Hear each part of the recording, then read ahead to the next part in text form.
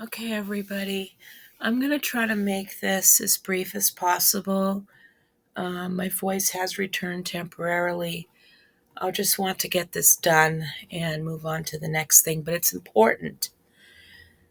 I reacted the way I did because I was triggered by what I saw.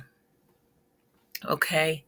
I suppose there are many ways to look at this, but I can't imagine anything else other than, um,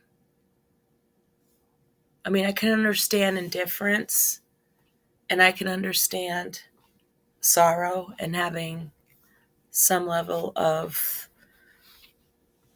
empathy for the family. I think those things are completely understandable. Now, there's no hard, fast rule about Katie Joy making fun of a man's hair or baldness or whatever on Facebook. Now, she didn't do this with her Katie Joy without a crystal ball moniker. She did this under her Katie Paulson name on Facebook. I want to make that distinction.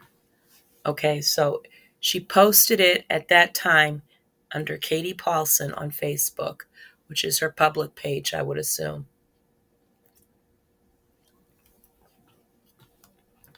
And, all the other crap she posted about this was the most profane thing she could have said and she could have done. Because she overlooked, in her reasoning, in her thick skull, she overlooked the fact that these were parents in despair, regardless of the relationship with their son. These were parents in despair. Okay? There are siblings who have been traumatized, I'm sure, about this. That doesn't register in that head of hers either. And this was a special type of memorial service because, from what I understand and read, Garrison Brown served honorably up and beyond in his position in the National Guard. And I don't know what compromises he made with his family. His family might have been worried, much in the same way I would worry about my children in case there was a draft or one of them decided that they wanted to go in the military. There's not much that I could do to stop them because they're adults, but I gave them all the information I could. I'm pretty sure that his parents did the same thing, I think, from what I've read. But needless to say that he served wonderfully and that his general demeanor was that he was a kind and sensitive human being, caring human being. That much is clear. I'm not familiar with the show or what he's like. Basically, I have to go to the Sister Wives wiki. I had to read other things, and from what I understand, from the limited knowledge I have to understand, he did serve honorably, and that's why he was recognized as such in this memorial service. Now, when a person enlists, I'm assuming now, personally, I know people who have served in wars, in proxy wars. They've gone to war for the United States. People who fought proxy wars in different parts of the world who are not from the United States. Many people have to do compulsory military service. Many are conscripted to war. We would call that drafting here.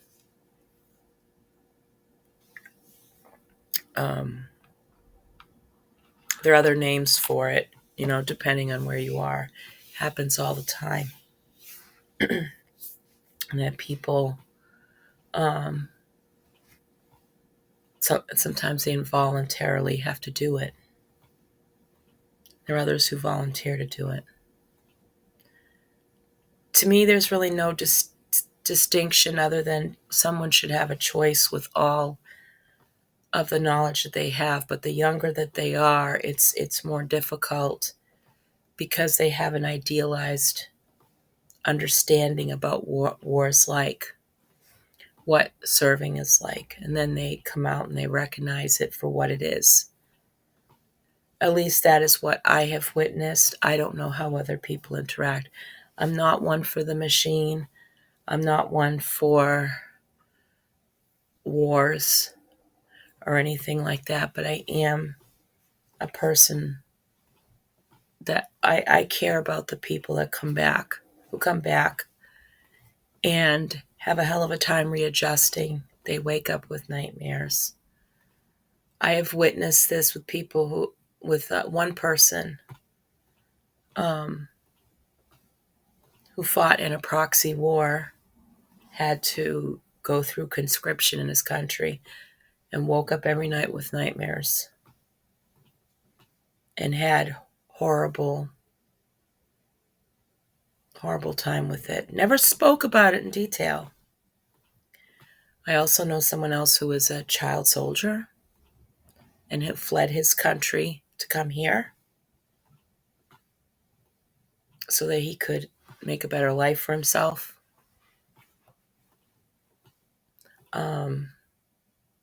I know someone else who went through basic training for the Navy in the United States, came back with broken bones, and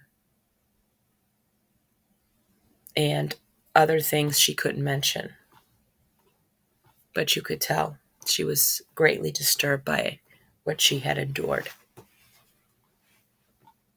There are all kinds of people I know who've had some connection with the military. I don't idolize it or anything, but I do have a lot of respect for people, and they deserve to. People in this position, they deserve to have convalescence care, acknowledgement, and not be thrown away when they're not useful to the machine anymore. And people have different opinions about it. I have my own, but I want rather focus on the person. So what Garrison did is that he made a commitment. He did so with his heart in it. And I don't know what was going on in that young man's mind, or what was going on in his heart. We'll never know. But having that kind of experience, having a life experience, many life experience. I mean, his life was rich in life experience, despite what Katie Joy thinks. He knew the value of caring for others. He knew the value of service. And a lot of people serve their country, they serve their community in different ways, whether they volunteer, whether they protest, whether they cook meals on Fridays at a church kitchen for the community. Those are all different forms of service to give back. Not everybody can do it, and doesn't mean that person who doesn't do it or can't do it isn't important, because they're still worth fighting for. People are people,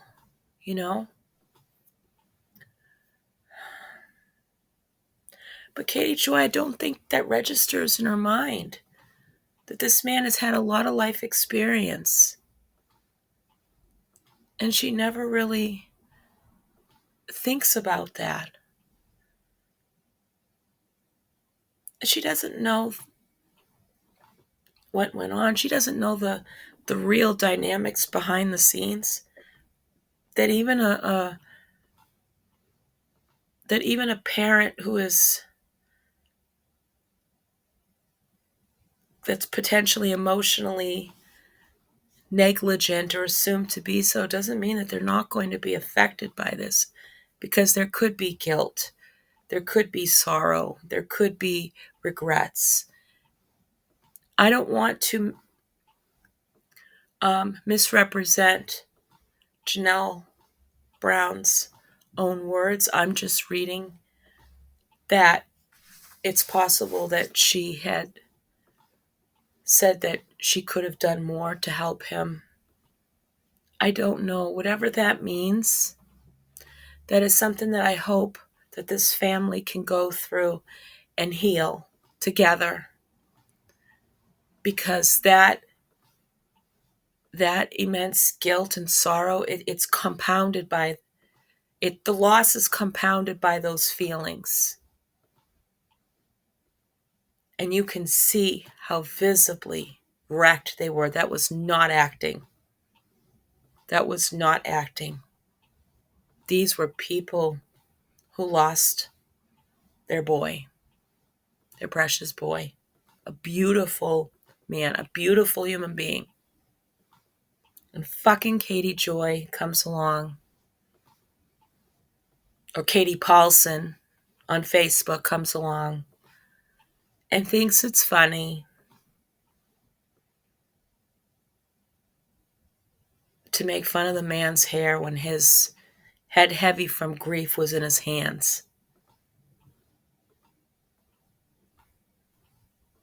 Not understanding the whole, as much as the whole picture as she can understand.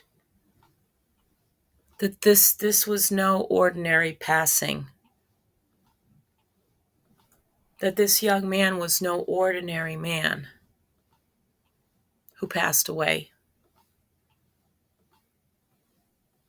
And that the surviving parents and family have a lot to go through. I don't know the dynamics. Sometimes parents forget their adult children have their own lives. They have to make their own decisions in life. Whether or not they attend a memorial service, whatever is the situation, they're entitled to have their experiences and choice making. And it's not for Katie Joy to make those connections where there are no connections that she thinks she sees.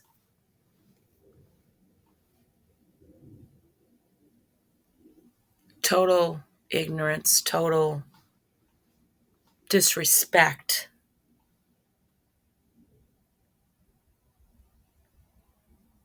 Total, just a complete, she just completely ignored the setting of that moment so she can crack on a man's hair and blame everybody else in that situation, including the man being honored. So that's why I think I came up with that she hates the United States. Listen, I have my issues with this country, the way that it's going,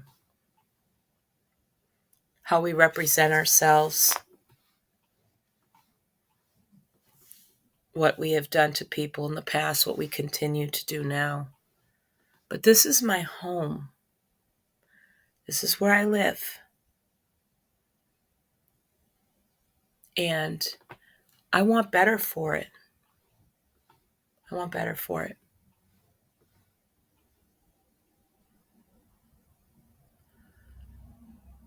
So that's where I'm at with this. That's what I meant by this. And as a person who deals with mental health challenges, her mockery of that situation is just shocking. But that's what Katie Joyce means to do. She doesn't care about people who have died by suicide or who have suicidal ideation or goes through mental health challenges, who have family problems. She doesn't care. She doesn't care, in my opinion. None of what I say here is meant to make her feel so bad that she gets to any certain point like that, but she needs to be called out for that.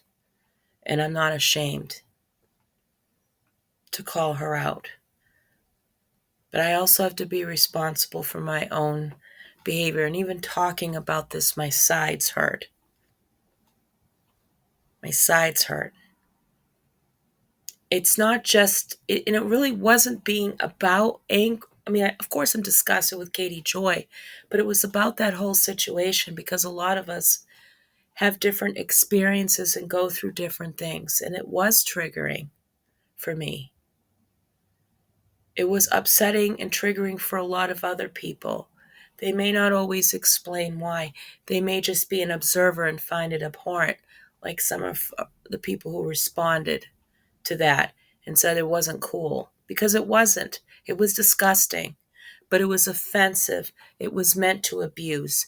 It was meant to torment. It was meant to drive people further into despair, in my opinion.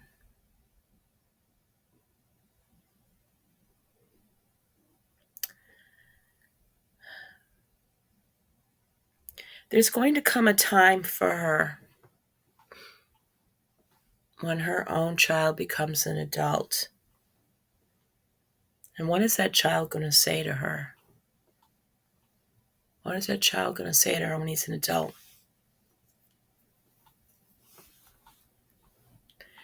You know, Katie's relationships with people, as I said, are, to me, they appear to be transactional. It's not based out of a willingness to bond with someone, to care about somebody. I mean, she might love her son,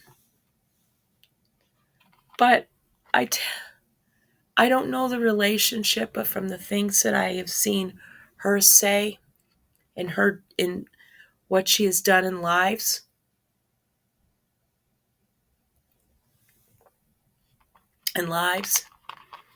um, the way she treats him,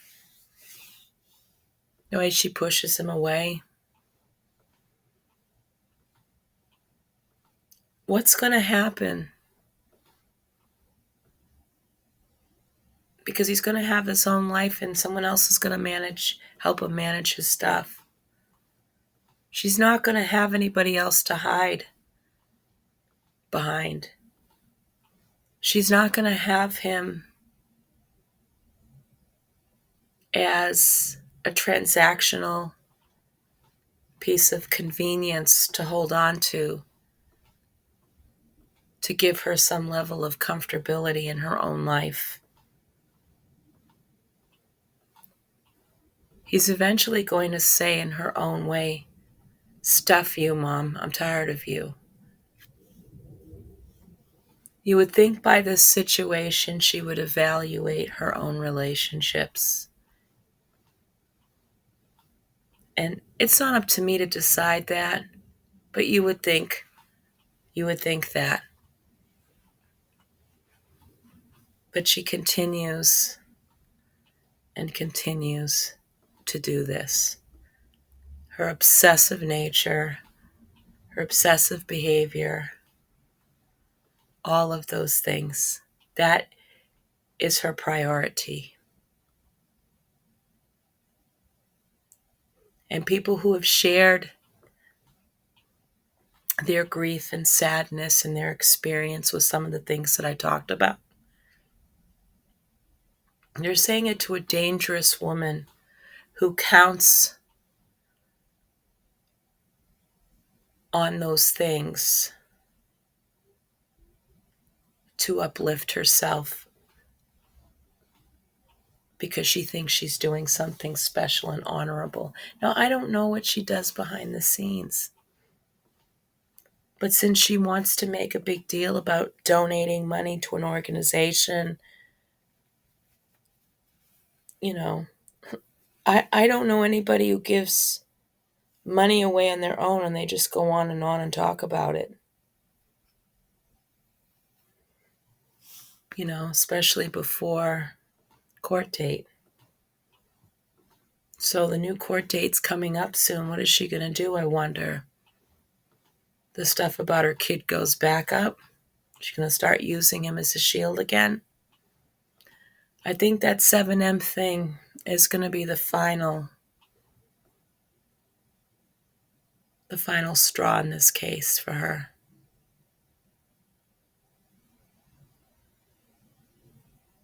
I think the platform, or the representatives on the platform, enabling her bad behavior all the time and ignoring their own